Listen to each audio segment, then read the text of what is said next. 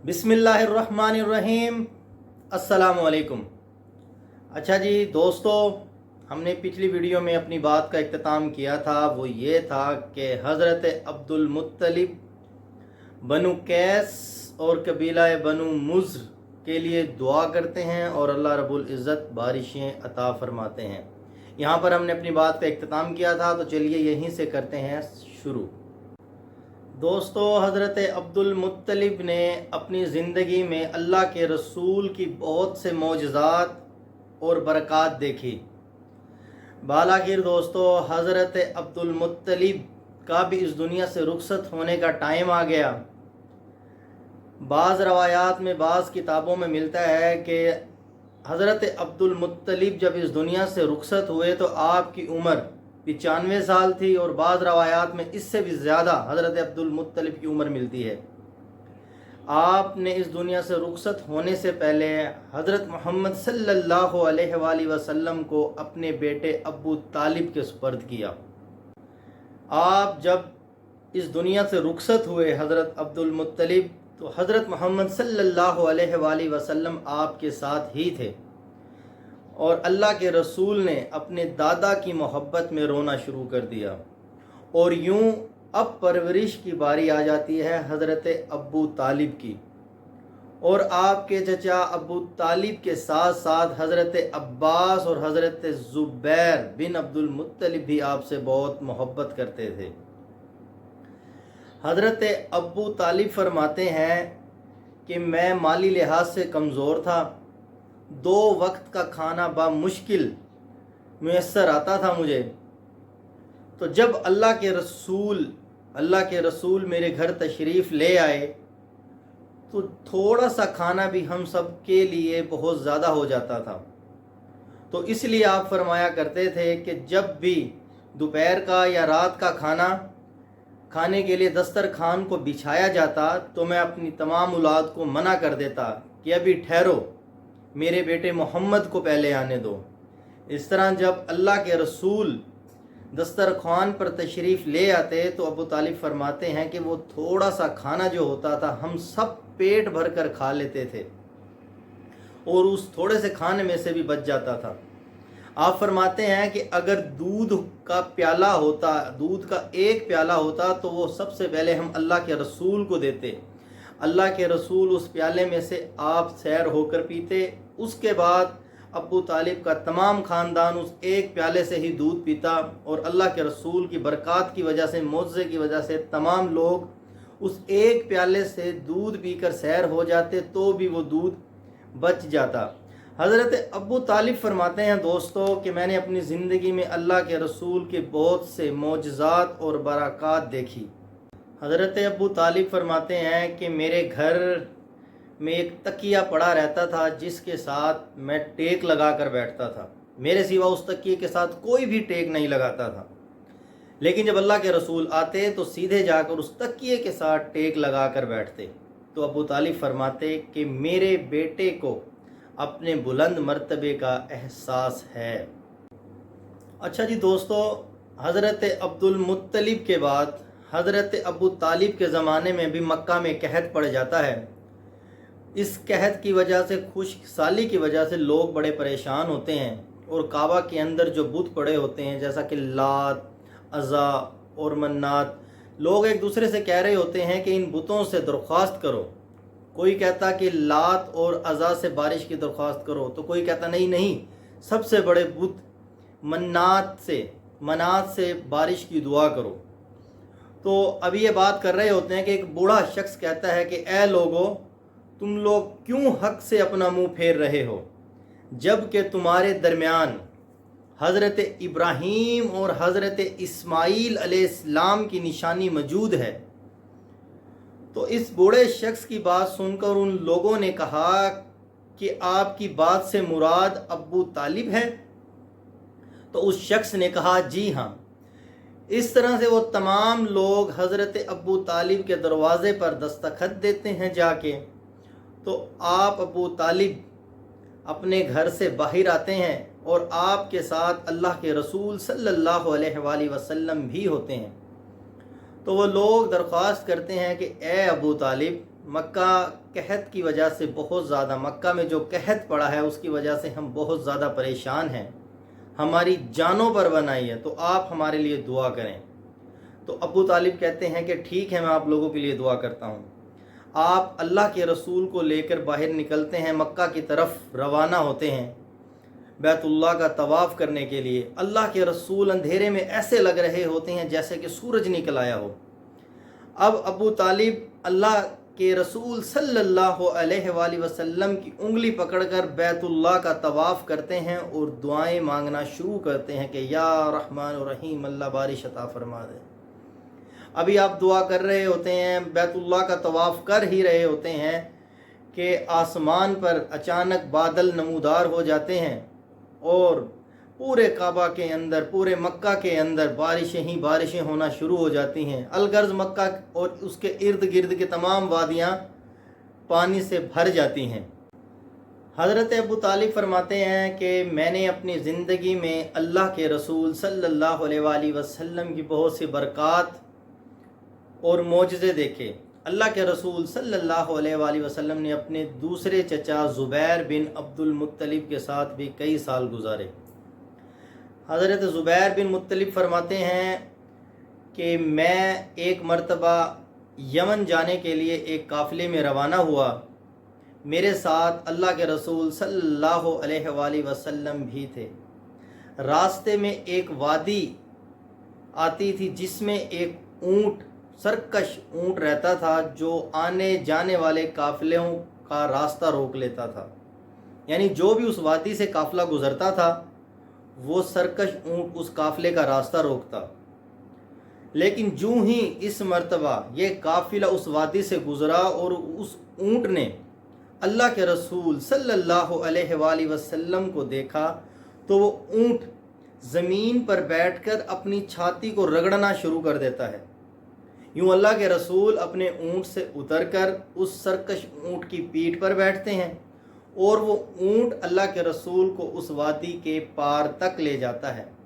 वादी के पार अल्लाह के रसूल उस ऊँट को छोड़ देते हैं और अपने ऊँट पर तशरीफ़ फरमा होते हैं। इसी तरह जब ये काफ़िला वापस आ रहा था तो इस काफ़िले का एक ऐसी वादी से गुज़र हुआ जो तूफ़ानी पानी की वजह से भरी पड़ी थी और पानी मौजे मार रहा था। तो अल्लाह के रसूल अपनी सवारी से उतरते हैं और काफ़िले वालों को कहते हैं कि ए काफ़िले वालों, मेरे पीछे पीछे आओ। इस तरह से आप उस वादी में इत्मीनान के साथ दाखिल हो जाते हैं और काफ़िला आपके पीछे पीछे होता है। अल्लाह रब्बुल इज़्ज़त अपनी कुदरत से उस पानी को खुश्क कर देते हैं। जब ये काफ़िला वापस मक्का पहुंचता है तो कि काफ़िले वाले लोगों से बात करते हैं और वाक़यात बयान करते हैं, तो लोग कह उठते हैं कि बेशक ये बच्चा बड़ी निराली शान वाला होगा। इब्ने हिशाम लिखते हैं कि बनु लहब का एक शख्स क़याफ़ा शनास था, यानी वो लोगों को उनकी शक्ल व सूरत देखकर उनके मुस्तक़बिल के बारे में अंदाज़े लगाया करता था। जब भी वो शख्स मक्का आता तो लोग अपने बच्चों को लेकर उस क़याफ़ा शनास के पास जाया करते थे और वो उनके मुस्तक़बिल के बारे में अंदाज़े लगाता था। तो इस मरतबा जब ये शख्स मक्का आता है तो अबू तालिब भी हज़रत मोहम्मद सल्लल्लाहु अलैहि वसल्लम को लेकर इस क़याफ़ा शन्नाश के पास जाते हैं।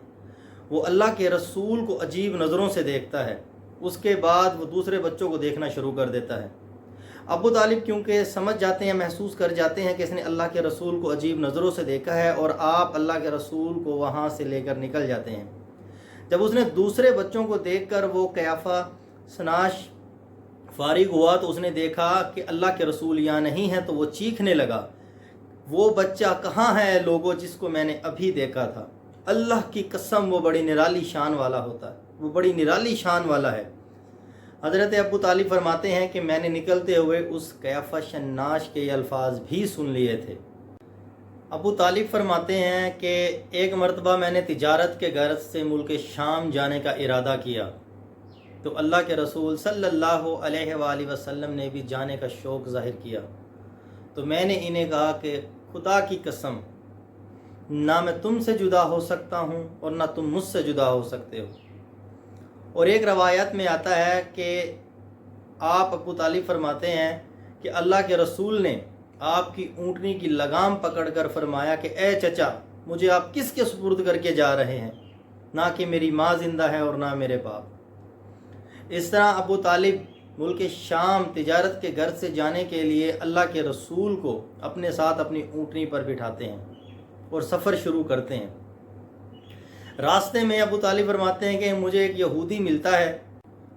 वो राहब अल्लाह के रसूल को देखने के बाद अबू तालिब से पूछता है कि ये आपके क्या लगते हैं। तो अबू तालिब फरमाते हैं कि ये मेरा बेटा है। तो आपके जवाब में वो राहब कहता है कि ये हो ही नहीं सकता कि इस बच्चे का वालिद ज़िंदा हो। तो अबू तालिब हैरान होते हैं और उसे कहते हैं, राहब को बताते हैं कि ये मेरा भतीजा है। तो वो राहब कहता है कि इस बच्चे की यहूदियों से हिफाजत फरमाना, ये आखिरी नबी हैं। हज़रत अबू तालिब ने उस राहब से पूछा कि ये नबी क्या होता है। तो उस राहब ने बताया, नबी वो होता है जिसके ऊपर आसमान से वही के ज़रिए अल्लाह ताला का पैगाम उतरता है और वो नबी अल्लाह के इस पैगाम को दुनिया वालों को बताता है। और वो यहूदी और वो राहब फरमाता है कि इसकी यहूदियों से हिफाजत फरमाना, कहीं वो इस बच्चे को कत्ल ना कर दें। उसके बाद ये काफ़िला आगे रवाना होता है। तो अबू तालिब फरमाते हैं कि मुझे एक और राहब मिलता है, वो भी तमाम बातें वही करता है जो पहले राहब ने मुझसे की थी। तो इस तरह ये काफ़िला चलता चलता बसरा में पहुंचता है। यहाँ बहीरा नाम का एक राहब अपनी खानकाह में रहता था। इसका असल नाम जरजेश था, बहीरा इसका लक़ब था। ये एक ज़बरदस्त आलम था। हज़रत ईसा अलैहिस्सलाम के ज़माने से इस खानका का ये राहब नस्ल दर नस्ल ये आलम फ़ाज़ल ख़ानदान से चला आ रहा था। यानी इस ज़माने में इनका ये सबसे बड़ा आलिम था। कुरैश के लोग अक्सर बहरा के पास से गुज़र जाते थे, मगर कभी बहरा ने कुरैश के लोगों को मुखातिब नहीं किया। मगर इस बार इस काफ़िले में बहरा ने यानी जरजेश ने अल्लाह के रसूल को देख लिया। तो उसने इस तमाम काफ़िले के लिए खाना तैयार करवाया। बहीरा ने ये भी देखा कि अल्लाह के रसूल के ऊपर एक बादल के टुकड़े ने साया किया हुआ है। और जब ये काफ़िला एक दरख्त के नीचे आराम करने के लिए रुका तो काफ़िले वालों ने जल्दी से जाकर सायादार जगहों पर कब्ज़ा करना शुरू कर दिया। इस दरख्त के नीचे जहाँ पे ज़्यादा साया था वहाँ जाकर बैठ गए। जब अल्लाह के रसूल इस दरख्त के पास तशरीफ़ लेकर आते हैं तो क्योंकि सायादार जो ज़्यादा जगह थी वहाँ पर लोगों ने कब्ज़ा पहले ही कर लिया होता है। जब अल्लाह के रसूल बैठते हैं तो उस जगह पे साया कम होता है। तो बहीरा बताता है कि उस दरख्त की जो शाखें थी, सायादार शाखें थी, वो मुड़कर अल्लाह के रसूल के ऊपर साया करती हैं और वो जो बादल का टुकड़ा था वो उस दरख्त के ऊपर साया कर लेता है। ये मंज़र देखकर बहीरा ने एक शख्स के ज़रिए कुरैश को पैगाम भिजवाया कि मैंने तमाम काफ़िले के लिए खाना तैयार करवाया है, आप लोग मेरी दावत को कबूल करें, मेरी ये ख्वाहिश है। और इस दावत में बच्चे बूढ़े गुलाम सबको खुलेआम दावत है, सब के सब मेरे पास आएँ। तो उस काफ़िले में से एक शख्स ने कहा कि ए बहीरा, ये क्या माजरा है कि हम अक्सर आपके पास से गुज़र जाते हैं और कभी आपने हमें दावत का नहीं कहा, तो आज आप हमें दावत दे रहे हैं। तो इस पर बहीरा ने सिर्फ ये अल्फाज कहे कि आप ठीक कहते हैं, मगर आप लोग मेहमान हैं और मेहमान का इकराम करना अच्छी बात है, आप सब लोग मेरे पास आएँ दावत के लिए। चुनाचा तमाम काफ़िला दावत के लिए बहीरा की खानकाह में दाखिल हो जाता है, सिवाय अल्लाह के रसूल सल्लल्लाहु अलैहि वसल्लम के आपको पड़ाव के पास ही छोड़ दिया जाता है। जब ये काफ़िला बहीरा की खानकाह में दावत के लिए दाखिल हो गया तो बहीरा ने इन तमाम लोगों को देखना शुरू कर दिया और आखिरी नबी की सिफ़ात तलाश करना शुरू की। जब बहीरा को आखिरी नबी की इनमें से किसी में कोई अलामात नज़र ना आई तो इस पर बहीरा ने पूछा कि ए कुरैशियों, क्या इस काफ़िले में से कोई दावत के बगैर रह तो नहीं गया? तो कुरैशियों में से एक ने कहा कि ए बहीरा, सिवाय एक लड़के के, वो कम उम्र है तो हमने उसको पड़ाव में ही छोड़ दिया। तो इस पर बहीरा ने कहा कि कितनी बुरी बात है, तमाम काफ़िला दावत पे आए और एक बच्चा रह जाए, तो मेहरबानी फरमाकर उसे भी बुला लें, मैंने उस बच्चे को भी आपके साथ देखा था। तो बहीरा की दरख्वास्त पर अल्लाह के रसूल को बहीरा के पास लाया जाता है और बहीरा कहता है कि मैंने उस वक्त देखा कि जब अल्लाह के रसूल उस दरख्त से मेरे पास मेरे खानका में आने के लिए रवाना हुए तो वो बादल का जो टुकड़ा था वो अल्लाह के रसूल के ऊपर साया बनाए ही रहा जब तक वो मेरे खानका में दाखिल ना हुआ।